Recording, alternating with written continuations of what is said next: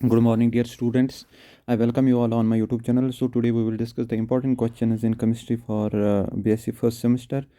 We have almost 4 units. So हम हर किसी unit में इंपॉर्टेंट क्वेश्चंस देखेंगे. आपको फॉलो करना है वीडियो को, क्योंकि मैं वीडियो पे ही बोलूँगा कि कौन कौन सा क्वेश्चन है, सिलेबस पे बताऊँगा. So before discussing this paper, once again I request all of you kindly subscribe, share this channel. So we will see the important questions in unit one की जब हम बात करेंगे उसमें हम देखेंगे केमिकल बॉन्डिंग पे फोकस ज़्यादा करना है, ठीक है ना. यूनिट वन की बात हम करेंगे, उसमें से हमें ये वाला है theories of chemical bonding and molecular structure. इसमें आपको ख्याल रखना है, इंपॉर्टेंट क्वेश्चन आपका बन जाएगा बोरन हाइबर साइकिल, ठीक है ना, ये लिख लेना है. और इसके साथ covalent character of ionic bond, जो आयनिक बॉन्ड है उसका कोवलेंट कैरेक्टर हाइड्रोजन रूल आपको बताने हैं, ठीक है ना. कोवलेंट कैरेक्टर परसेंटेज किस पे पता है, परसेंटेज एस ज़्यादा हो या एटॉमिक साइज हो या उस पे हाइड्रोजन रूल्स बहुत सारे. आयनिक जो एनाइन है बड़ा हो, कैटाइन छोटा होना चाहिए, चार्ज ज़्यादा होना चाहिए. परसेंटेज आयनिक कैरेक्टर पोलर कोवलेंट बॉन्ड की बतानी है, ठीक है ना. उसमें वो फार्मूला भी निकालनी है. डायपोल मोमेंट है, उसके एप्लीकेशंस बहुत इंपॉर्टेंट है. सो ये क्वेश्चन 2-3 है, इन पे अच्छे से ख्याल रखना है. अच्छा, वीबीटी थ्योरी जो है ना, थोड़ा बहुत वीबीटी थ्योरी के बारे में बताओ कि हाफ फिल्ड ऑर्बिटल्स आपस में आते हैं फिर कंबाइन होते हैं बॉन्ड बनाते हैं, उसके बारे में बात करनी. वेस्पर हल्का सा बताओ, कुछ मॉलिक्यूल्स ले लो, XC F2 या XC F6, इस पे बताओ. वेस्पर थ्योरी 2 ही पॉइंट्स उसमें होते हैं हमारे पास. अगर खाली बॉन्डिंग मॉलिक्यूलर ऑर्बिटल हो तो सिंपल स्ट्रक्चर बनता है, अगर लोन पेयर भी होता है तो चेंज होता है. MOT है, N2O2 पे फोकस करो, O2 पे फुल फोकस करो. O2 मॉलिक्यूलर ऑर्बिटल थोड़ी बहुत इंपॉर्टेंट है, इजी है, ठीक है ना. अच्छा, एनर्जी लेवल डायग्राम बतानी है, O2 की बना दो, बॉन्ड रेट बता दो, बस, ठीक है ना. इस यूनिट में इतना काफ़ी है. 4-5 क्वेश्चन है, बस इन पे फोकस करना है. जैसे परसेंटेज आयनिक character, hydrogen rule, dipole moment, percentage आयनिक कैरेक्टर, VBT, हल्की सी पॉस्टुलेट्स, एक एग्जांपल वेस्पर बतानी है. और MOT थोड़ा बहुत O2 पे फोकस करो बस. और बॉन्ड ऑर्डर निकालो, 1/2 number of electrons in bonding and anti bonding molecular orbital. चलिए दूसरे यूनिट पे चलेंगे. हमारे पास है acid base theories and S block elements. 2 part से एसिड बेस थ्योरीज और एस ब्लॉक एलिमेंट से. ख्याल रखना है, एरेनस ब्रॉन्स्टेड थ्योरी पे फोकस करो अच्छे से. एरेनस कंसेप्ट क्या होता है, जो H+ आयन देगा. एक्वस मीडियम ब्रॉन्स्टेड कंसेप्ट जो देता है, जो प्रोटॉन डोनर होता है और प्रोटॉन एक्सेप्टर होता है, बस. लेविस बता दो, इसमें कंजुगेट एसिड बेस बता दो, लेविस कंसेप्ट भी बता दो. सो 2 चीज़ें इसमें, एरेनस, लेविस, ब्रॉन्स्टेड, ये तीनों चीज़ें इंपॉर्टेंट है, ठीक है ना.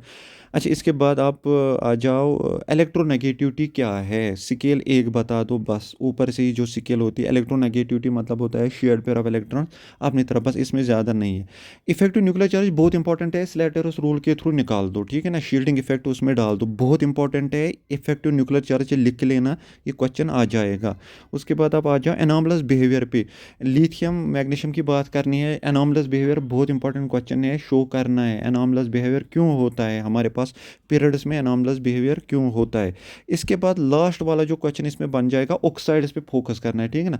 ऑक्साइड्स, अब अल्कली अल्कली मेटल्स पे फोकस करना है, ज़्यादा हाइड्रोक्साइड्स की बात मत करो, हाइड्राइड्स की बात नहीं करो. सो इसमें इतने ही 4-5 क्वेश्चन है, इन पे अच्छे से ख्याल रखना है जो मैंने बोले हैं, बस. इसमें ज़्यादा पढ़ने की ज़रूरत नहीं है.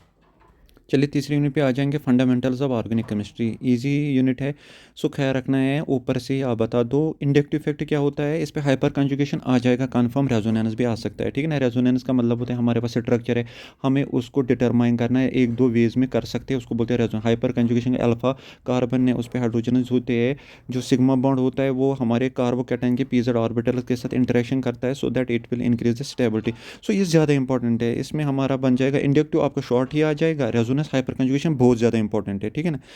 न्यूक्लियोफाइल इलेक्ट्रोफाइल आ सकता है कभी, शॉर्ट शॉर्ट 1 मार्क्स का क्वेश्चन आ जाएगा. न्यूक्लियोफाइल क्या होता है, न्यूक्लियस लविंग इलेक्ट्रो, ये ज़्यादा उतना नहीं है. अब आ जाओ कार्बोकैटायन और कार्बोएनाइन की स्टेबिलिटी, स्ट्रक्चर, जनरेशन, ये बहुत इंपॉर्टेंट है. स्पेशली कार्बोकैटायन ज़रूर करना कि स्टेबिलिटी टर्शियरी सेकेंडरी प्राइमरी बनाते कैसे है, और फिर उसकी रिएक्शन क्या या स्ट्रक्चर क्या होता है, ठीक है ना. sp2 हाइब्रिडाइजेशन होती है, वही देख लेना अच्छे से.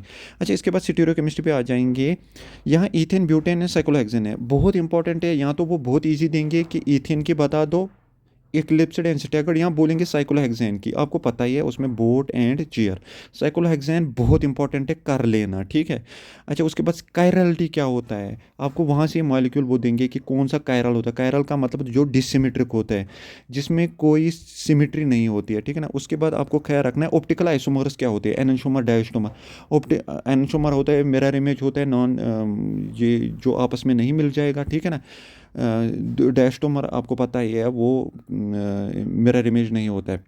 मेसो कंपाउंड भी बोलेंगे क्या होता है, ठीक है। इसमें इतना आई थिंक दैट काफ़ी है। आर एस नामनक्लेचर आना चाहिए आपको। सो बेहतरीन एग्जाम क्वेश्चन इसमें से है कार्बोकैटायन, कायरलिटी, साइक्लोहेक्सेन का रेजोनेंस एंड हाइपर कंजुगेशन, ठीक है ना। इन क्वेश्चंस पे अच्छे से फोकस करना है। चलेंगे चौथे यूनिट, चल लास्ट यूनिट पे चलते हैं, स्टेटस ऑफ मैटर। ख्याल रखना है आइडियल गैस इक्वेशन ज़रूरी है, डिविएशन बता देना, ठीक है ना। आइडियल बिहेवियर से क्यों डिविएशन होता है, सो इसमें ये क्वेश्चन इंपॉर्टेंट है। इसके अलावा है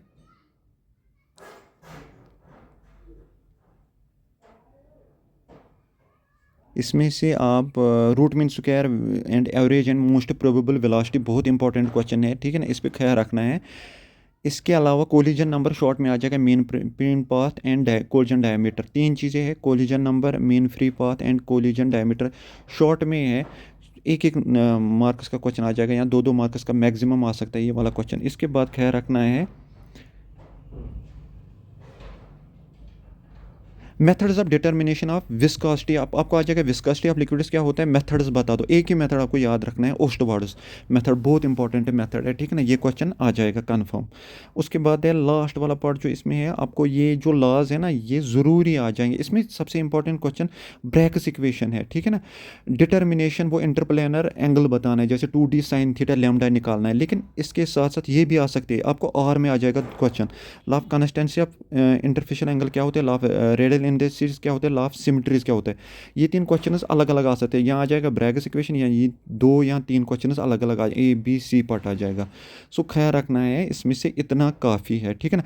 अच्छा, शॉर्ट में आ सकता है क्रिटिकल जो है ना, क्रिटिकल कॉन्स्टेंट्स के बारे में आ सकता है, तो ख्याल रखना है इसमें शॉर्ट क्वेश्चंस बहुत इंपॉर्टेंट है, जैसे collision diameter, mean free path, collision number, ठीक है। लेकिन बड़ा सा क्वेश्चन जो है यही मेथड जो मैंने बोला, और डिविएशन फ्रॉम आइडियल गैस, क्यों डिविएशन होता है, ठीक है, उन पे ख्याल रखना है आपको अच्छे से। So this was all about the gas paper of first sem.